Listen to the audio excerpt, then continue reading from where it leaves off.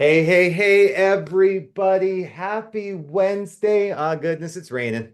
It's a rainy Wednesday today, but it's still a beautiful day. Welcome back to the Real Deal Pod with Allister and Geoff.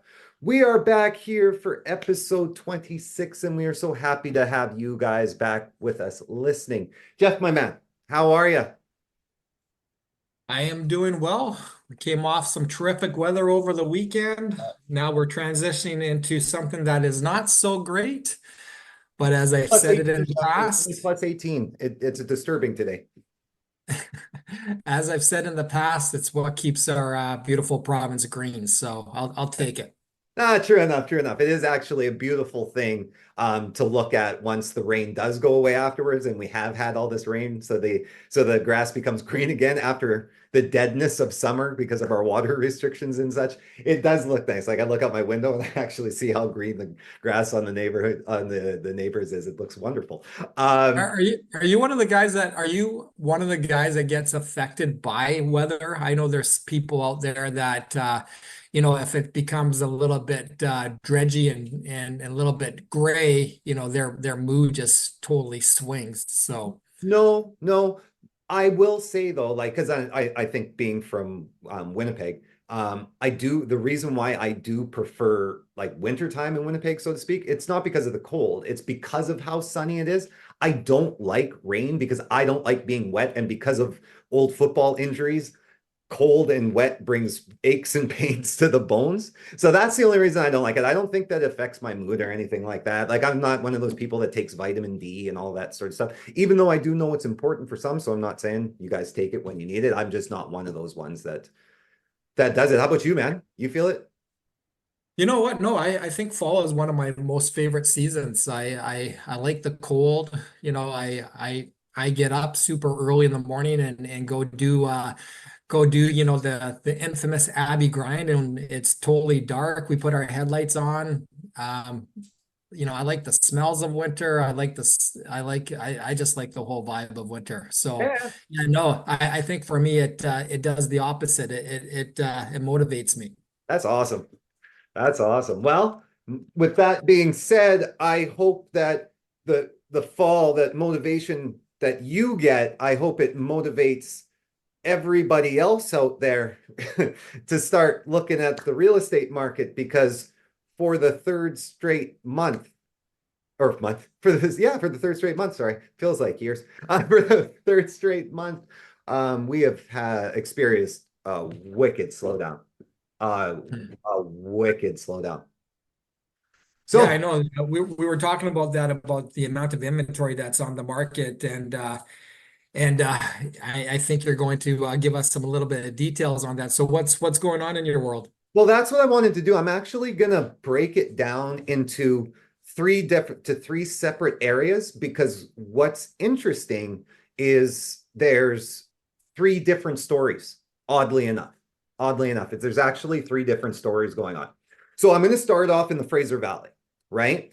So this summer, right, of course, things cooled down big time. So in August, we saw 1,067 homes sold. Now, right, that sounds like a lot, but compared to July, that's down 13%. And the kicker is, again, it's 30% below the 10-year average. So I said last July was 30% below the 10-year average. We are now, again, another 30% below the 10-year average. It now makes it one of the slowest or Augusts in a decade. Wow. Right? Yeah. So just let that sink in. Right? So why? And we'll get it. And we talked about it last pod, and I know you're going to touch a little bit more on it um, later on, but it's affordability. That's the elephant in the room, right? Even with Yeah. the BOC cutting rates twice, and we know we've done it, they've done it a third time. They did it a quarter percent the third time.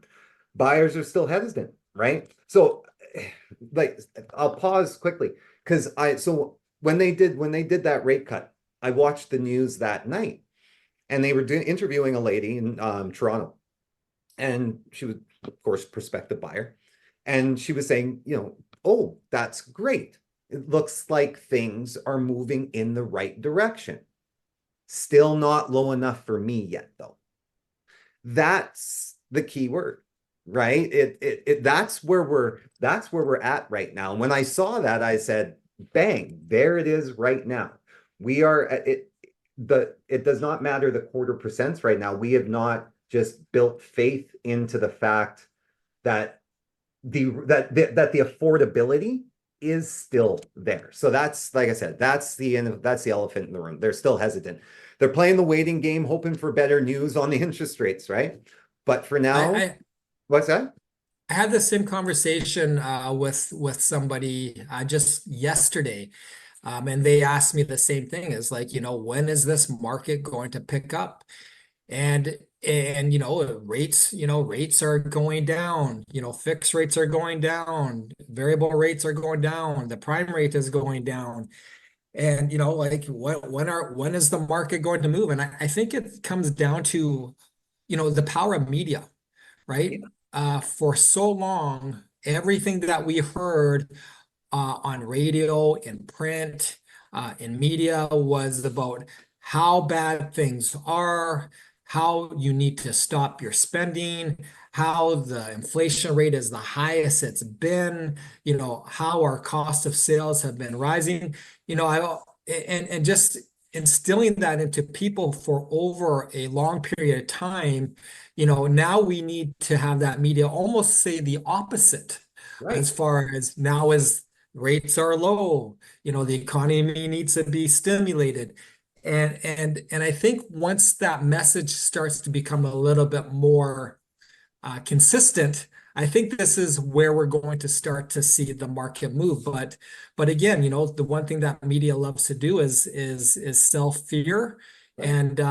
and that's how they do their things. So I think in conjunction with what we've been hearing for the last year and a half plus, I think it's going to take that initiative for people to start moving forward and taking a look at a big picture and really understanding that, hey, today is a buyer's market. Like we have so much inventory, rates have corrected, right? Like what is stopping people from moving forward? And I think my opinion is that they need to hear that within the media that, what, things are okay, and start to hear that messaging.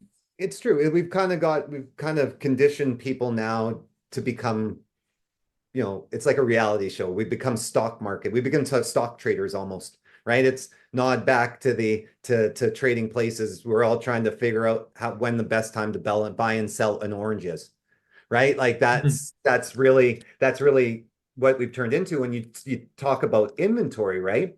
So inventory right now, we're sitting at 8,620, we're sitting at 8,626 active listings, giving buyers, right, a decent selection. But the bottom line is the sales to active listings ratio is hanging at 12%. So if that number drops a little bit more, then we are now officially in a buyer's market, right? So Right. it's yeah, right as you hit about 11 and a half, let's say, is you've officially hit a buyer's market. So when you break down the price tags of the Fraser Valley, um, single detached homes now, you're looking at about 1.5 million, down zero point 0.4 from last month, right? That's Not the average sale. That's the average house average. Yeah. price. Yeah. Yeah. Right. Townhomes are just under 850K, down zero point 0.3. And then if you're looking at condos, they took the biggest hit, down 0.9% at what was it, 546. Hmm. Right? So now I'm going to shift over to Vancouver because it's the same story, just a little bit different, right? So sales are slower, but they're stable, right? So August saw 1,904 sales, down 17% from last year. And just like the Valley, they're well below the 10-year average, sitting 26% under where they'd expect to see this time of year. So, yeah, still low. Fraser, the Valley was at 30, so did a little bit. They were a little bit better than the Valley. But what's interesting is that inventory's up, right? So you've got 13,812 listings, which is 37% more than this time last year. But even with all these homes on the market again, right, buyers are still being cautious. Detached homes in particular, they're seeing the slowest sales with the ratio being under 10. Right. And Under when 10. when you say again back to this 11 when it becomes officially a buyer's market, can just again say that to me again so I clearly So, understand. so it just when it's a buyer's market, as a seller, right? Sellers, of course, we like to sometimes base our the value of our home on some emotion. We like to do things like price our home in a sense that we like to give ourselves some room for negotiation, right? We don't really like to take market value into account. We like to use BC assessment as our hard line on what our property is value is worth when that's not a property valuation tool. It's a taxation tool. They don't they don't mean anything together, right? Like that's the BC assessments for taxation. It's not for valuation, right? So what sellers need to understand is that when they're in a buyer's market and buyers have 13,000 properties to look at, and you want to be the one to sell yours, unfortunately, at this time, you're going to be the one that has to capitulate a bit more in negotiations than you would be at any other time. And you Yeah. have to be willing to accept that because this is the time that you may have chosen to sell for whatever reason. And that's what a buyer's market means. Buyers have the power to say, I am going to look at something else. But that doesn't make what I want to make clear for sellers is that doesn't mean though that you can't sell your house for market value. It just means that you have to be priced right and your property has to show right. Right. Yeah. So you can't be asking $1 million for something that you wouldn't even believe is $1 million. Right. Yeah. And I think that that's where people get lost in. So that's where I say when we're talking about under 10%, that is a severe buyer's market. And again, that comes right down to affordability. Right? Yeah. That comes right down. That's why you see that, right? The price of homes in Vancouver is so expensive. That is where you hit that buyer's market. Yeah, and even to your point, as far as not having it show well or not having it priced right, just goes back to even the strength of finding a realtor that knows on how to sell a home in a buyer's market. Buyer's Because, market. as to your point, it's not that homes aren't selling, they're just not selling as quick, right? Yeah, and it's true. So And it's the marketing. To your point, yeah, it's the marketing even that a realtor uses. And I used this with one of my clients before that we were successful in selling their home. I said, little do realtors know actually that summer themed photos actually garner 20% more attention hmm, during the summer sales market than than your just normal listing that every other single realtor sends out. So they're like the marketing shift that a realtor uses also, right? Translates into how effective, especially when you're dealing with 9%, you got to be working really hard, right? To get as the realtor to get that home sold for your client, yeah, yeah. right? So just to quickly I don't not to wrap it up, I'll kind of take the key to do the key takeaways after. But Chilliwack is the one I wanted to talk about because this is the outlier. This is where it gets interesting. While all the other markets are slowing down, Chilliwack's doing its own thing. Sales are up 19.5% compared to last year. 19 and a half. Let that sink in, everybody. I've just been spent the better half of the last 15 minutes talking about 30% down to the last 10 years. Increase of 19.5% to last year with 227 units sold, right? So it's clear that there's a lot of activity going on, even though gonna still be balanced, it is still below the 10-year average. So it Oh, is, still, okay. yeah, it's still below the 10-year average, but versus coming out of what we've been in for the past bit, right? To see Chilliwack being the place that's seeing the increase of 19.5%. That always reminds me of a financial advisor that I've had. Yeah. Geoff, the market is down 30%. But you know what? You're only down 19%. So, feel good about what you're doing. Right. But what I'm hearing from you though is that, the Fraser Valley is down 30%. Vancouver is down 27%, I think you said. The Valley or Is that Chilliwack in is up sales? 90%, but 19 still at all-time lows over the last 10 over the years. last 10 years from an overall sales, and that's what we're seeing throughout Canada as a whole. We're all seeing the lows over the last 10 years. But again, Right. this And just to clarify, yeah, this is the sales report for the month this of for the month of August. So this is August. just what Okay. happened through August. So again, now with this third cut, it's going to be interesting to see what translates throughout this month and what's the month of September looks like, right?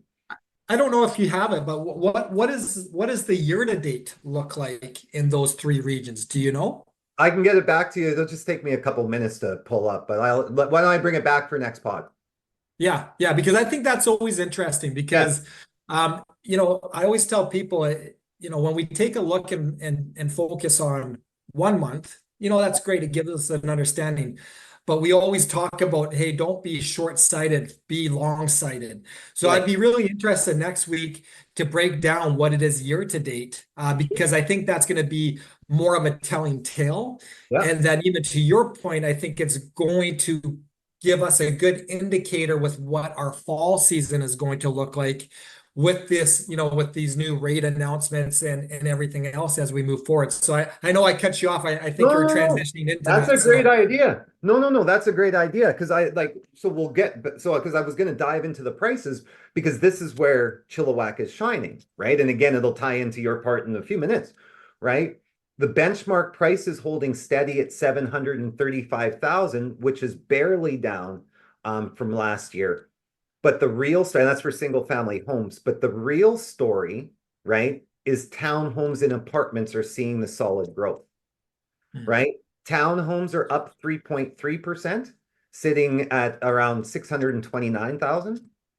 Apartments have jumped 6.2%. So condos have jumped 6.2%, hitting 440,000. yeah. So And, yeah, go and ahead. I think this transitions into what we'll talk about. Like, Affordability, I baby. and I'm hearing a detached home in the Fraser Valley or Vancouver, you said is 1.5 and change. 1.52. And the one in Chilliwack is 670, Oh, 750. 750. So again, 735, sorry, 735, my bad, 735.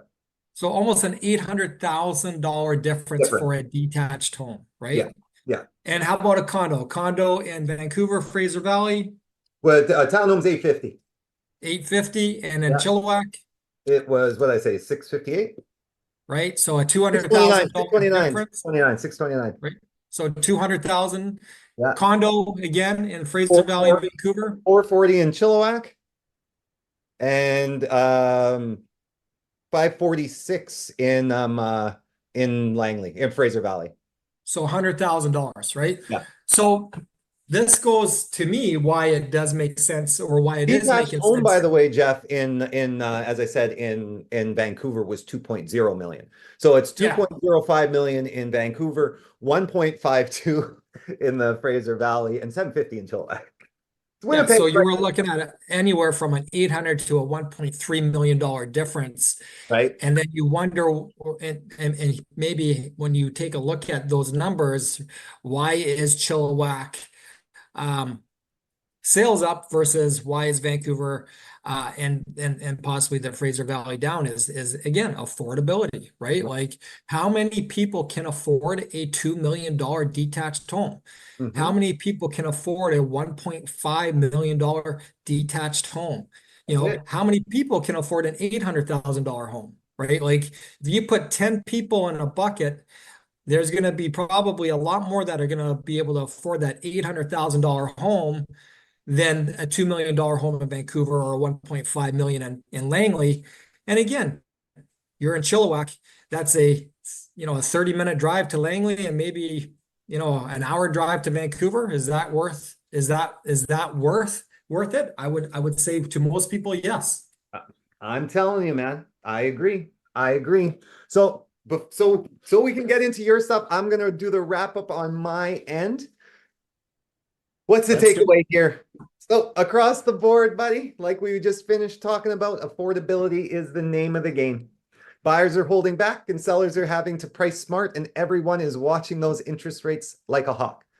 So for sellers out there, listen, don't panic, but be realistic. Pricing your home right is everything right now. Buyers have options and they're not afraid to wait for the right deal. Okay, so I'm going to say it again. Do not panic, but be realistic. Pricing your home right is everything right now. Yeah. Now Yeah, for buyers. Oh, well, go ahead. Go ahead. Yeah, and if you have a home that's on the market and it isn't selling, the market dictates the price of your home. So if you're listing it for whatever you're listing and it is not moving, you're probably not priced right because that market is telling you what your home is worth You today, have to be right? watching it like a hawk. Exactly. Now, so buyers now, listen, this is for you. If you're sitting on the sidelines, I get it. But here's the thing. As more people hold off, it means less competition for you. So going back to affordability, if you're in the position to buy, this could be a great time to make a move before things potentially heat up with that third rate drop because everybody's waiting and watching like a hawk. The last thing that you want to do is be a half step too late. Think about the pandemic and how quickly out of control it got. Now, again, I'm not saying we're gonna go out and fly out and the pandemic pricing, that's not happening, right? But what I'm saying is if that type of level of activity increases, right, so do your options lessen, right? So that's where affordability, if you can afford it, get into it because it's only better for you going forward because you got what you want. You get to stop watching. You got to stop waiting. And then when things start going up on your end, you're a happy person. Yeah. Right? So that's what I want buyers to remember. So that is the August market snapshot. Plenty of moving parts, but with the right strategy, guys, listen, there's an opportunity on both sides of the table. Just make sure that whoever that you're speaking with has an understanding of the market, right? Like that's what I'm saying. Like this market snapshot, if you're working with somebody trusted, they should know that it is a similar story, but it's not the same because we've got two markets that are seeing, yes, the same thing, but a little bit different. And you got another market they're like, I don't know what's going on over there, but we're fine. Yeah. Right? So, right? So that's it, Geoff. That's the market, man. Well, I'm looking forward to next week with the year to date. The year to date, baby. I'm very interested to see what those numbers look like year to date. And this transitions a little bit into what we were talking about last week in the utilization of affordability calculators. And just to understand, number one, that they're out there. I believe that a lot of people don't even know that they're aware. Understand what an affordability calculator does, which pretty much tells you the mortgage size that you can basically afford. And more importantly, how to use them. So I kind of want to jump into how to use them. Last week we talked about, what they are, but this week I want to talk about how to use them because I believe that our real estate market is going to start moving. I've been saying that probably for the last 12 months, but I do believe it's going to start moving. It always does. It's a circular kind of it's a circular motion of the ebbs and flows. Our market isn't gonna be a buyer's market forever. And I think, well, now that it is, utilizing an affordability calculator and where to find them, I think is a very valuable tool as you make one of the biggest decisions of your life. So rates are down, fixed rates are continuing to go down, variable rates are going down just due to the recent Bank of Canada's reduction of its overnight lending rate. We're expected to see continued rate drops with the prime rate in November's Bank of Canada meeting and December's. So again, rates are dropping. And to your point, and that lady that was interviewed, she's just waiting. But again, one of my favorite sayings is the best time to buy is when you can, right? So anytime that you try to time the market, be it rates or be it market prices, usually you're timing yourself out, to your point, being a half a step behind.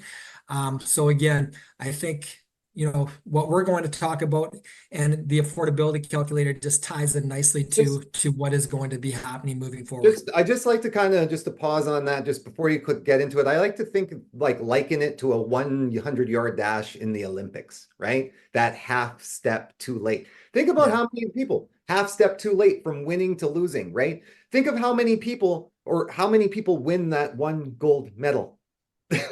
Only one. The rest of the millions of people that didn't even get to try out were more than a half step too late, but that guy in second was a half step too late, right? Everybody else lost. So that half step too late means you lose. Stop trying to be the gold medal winner, right? That's my deal. Just don't try to be the gold medal winner. Get back in it, Geoff.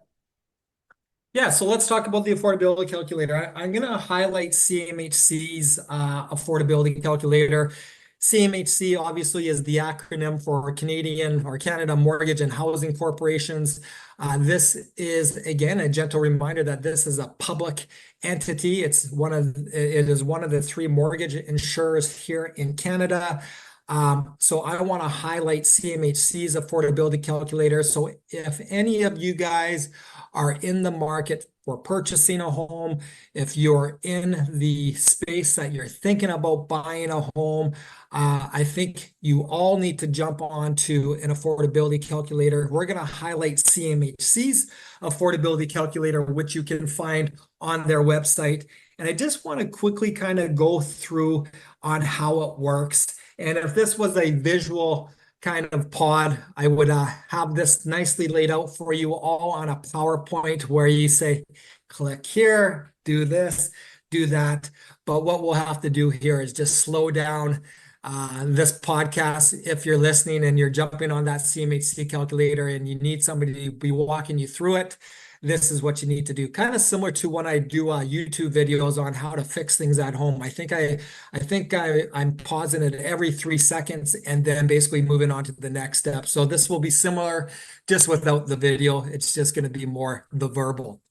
So the first thing, folks, again, like I said, if you are in the market or even if you're curious about purchasing a home and you're wondering what you can afford, not necessarily what you're going to be pre-approved for, but what you can afford, this is why you need an affordability calculator. So again, if you go on to CMHC's website, you find their affordability calculator, and the first thing that they're going to ask you is if you are buying, if you are renting, and or if you're not sure. So let's keep this simple. You want to click on buy. You want to be a homeowner. Pretty simple. The next thing that you do, it will take you to the next screen, and this is where it asks you a little bit about your financial information. And in here, you have to put your annual household income before taxes. Very, very important. Everything is always done before taxes.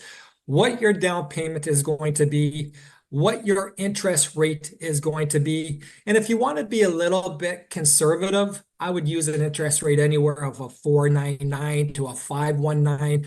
That's going to give you probably a very conservative rate. Definitely not the sharpest rates that are out there, but it's going to give you a conservative rate. And then you input the province or the territory that you're in. So again, on the first screen, you're going to click that you want to buy a home. The second screen is going to come up. You're going to basically complete your financial information. And again, what is your household income before tax, what your down payment is, what your mortgage interest rate, and use a rate anywhere again from 4.99 to 5.19, what province you're in. And again, you go on you click the next button, and then you basically go on to your next screen. So just for just for as a scenario, let's use $150,000 of annual household income. Let's use a down payment of $80,000. We'll use an interest rate of 5.19.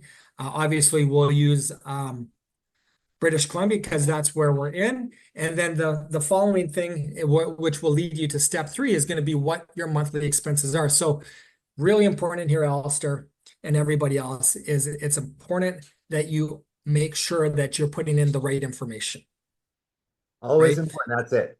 Don't lie. So always make sure you put in the right information, because if you do put in the wrong information, and I'm going to throw self-employed people under the bus here a little bit. I know when we do applications for self-employed people, we'll ask them what their income is, and they'll say $500,000. And I'm like, is that your income, or are those your gross business revenues, right? So really, really important to make sure that you input the right information.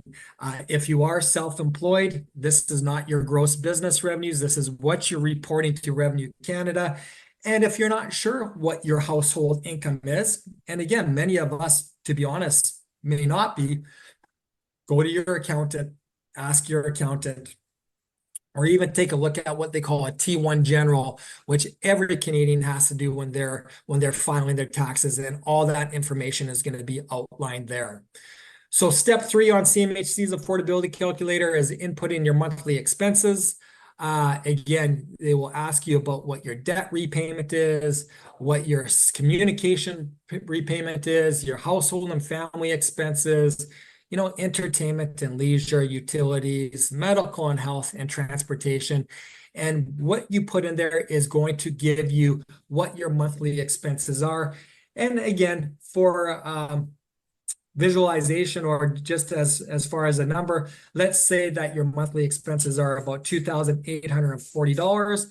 You now go on to the next step, and then that tells you what you're able to afford as far as a home price. So again, just to kind of summarize it, when you are on CMHC's calculator, again, I'm going to say visualization, but probably the wrong word, but just for visualization, verbalized, if you input your income to be about 150,000, your down payment again is 80,000. We're using an interest rate, very, very conservative, 5.19. You enter the province that you're in, which is British Columbia. You input your monthly expenses, and just for giggles, let's say it's $2,840. You hit the next button, and in this particular situation, this family would be able to afford a home priced up to $486,000. So what are you going to buy in Vancouver for $486,000? Not a heck of a lot. What are you going to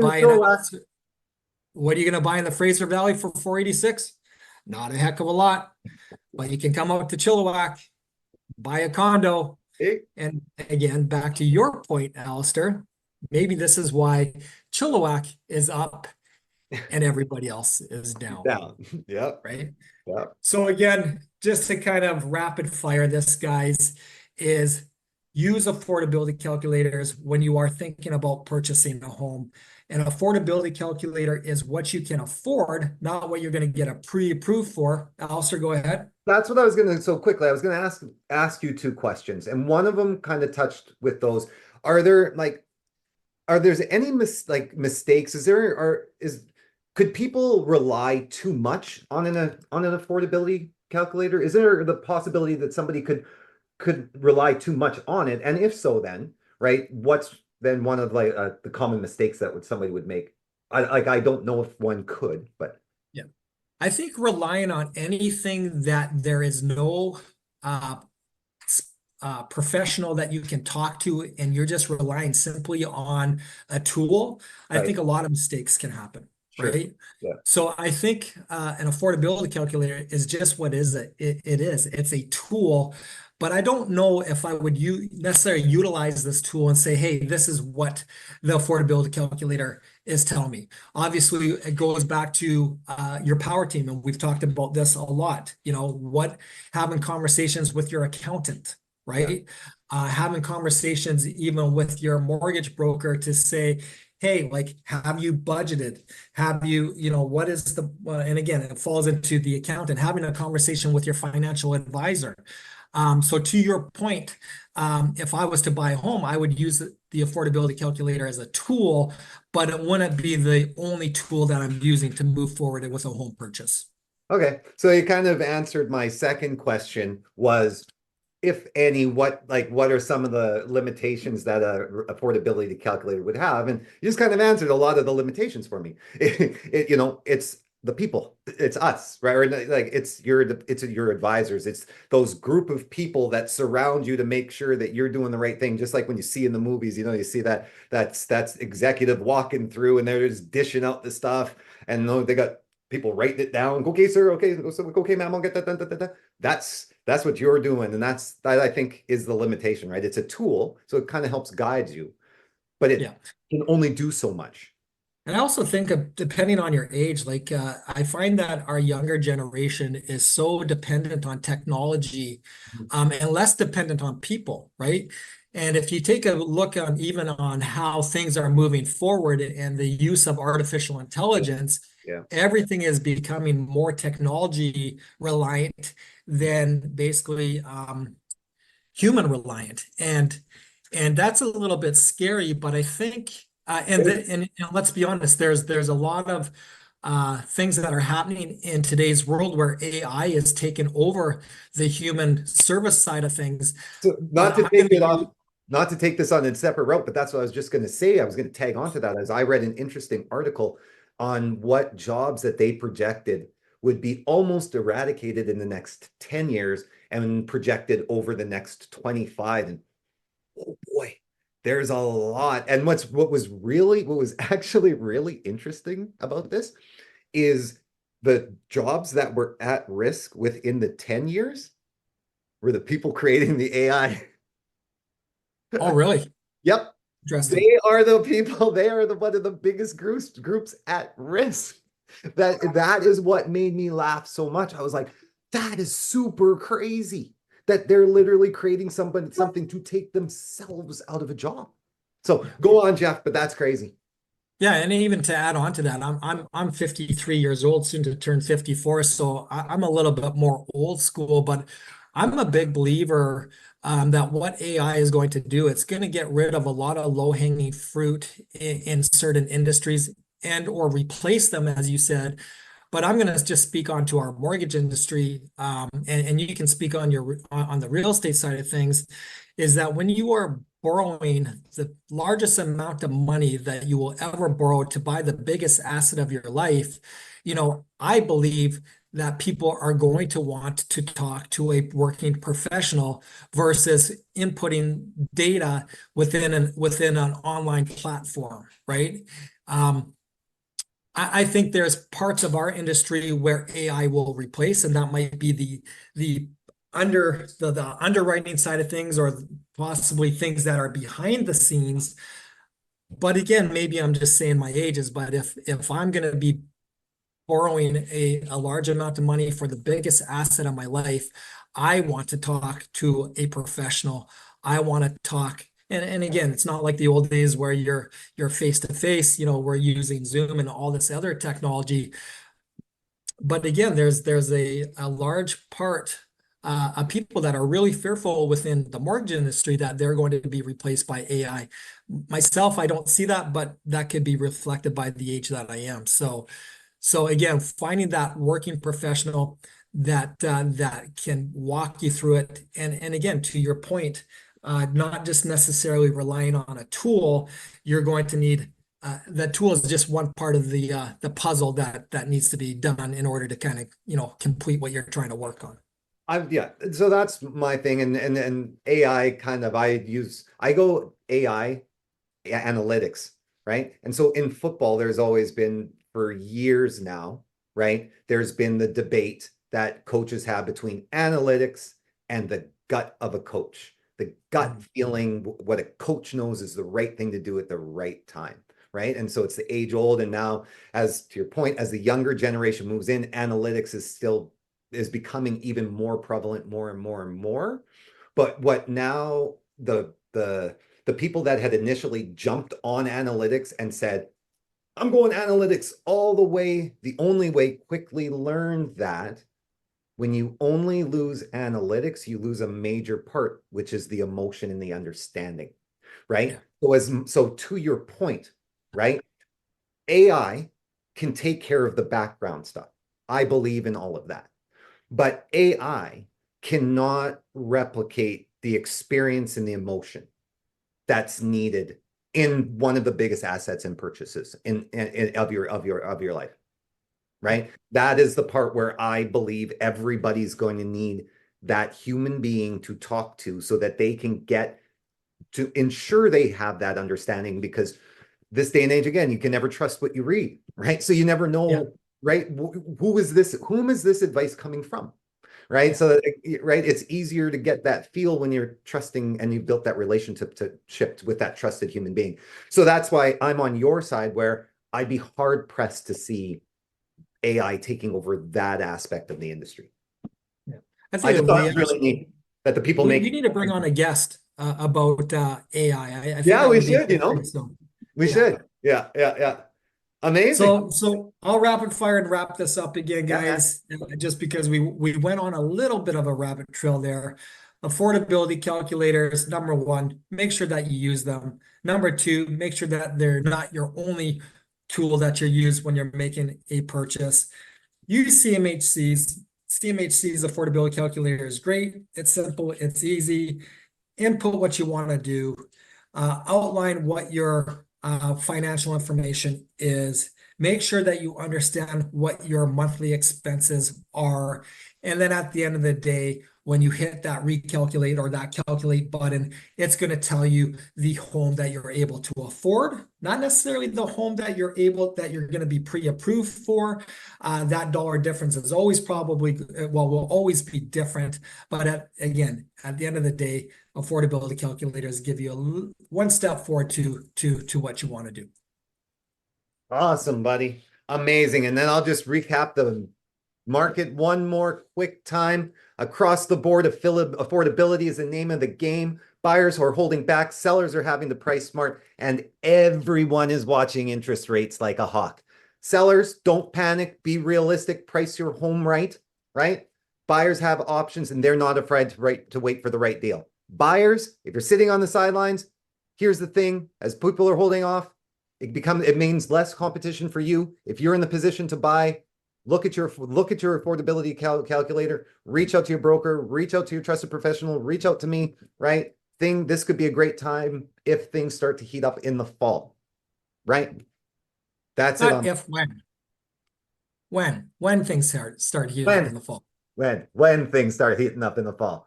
Actually, I will tell you, like I was telling you off before the pod started, I had yet another client contact me about listing property in Mission and then looking at buying another property in Mission. So we already see like my side, my clients are active and looking to do business. So that's what I mean. You never know when the market is going to shift. This is why we do these things, because we talk to people. Awesome. All right, guys. Well, again, thank you all for listening. This has been amazing. Geoff and I truly appreciate it. Please encourage everybody to listen, download, share us. We are so excited to talk to you guys next week for episode number 27. If you guys hear that in the background, that is my Google telling me that it's time for us to take a break. Again, enjoy the weekend, guys. I think it's supposed to get a little bit nice out there, but even if it isn't, man, there's some nice things to do out in the rain. It's not supposed to be pouring out there, so get out there. Enjoy the lush greenery that we're getting. Have an amazing weekend, guys, and then just enjoy the week. Cheers. Peace out. All right, y'all have a nice day. See ya. All right, bye.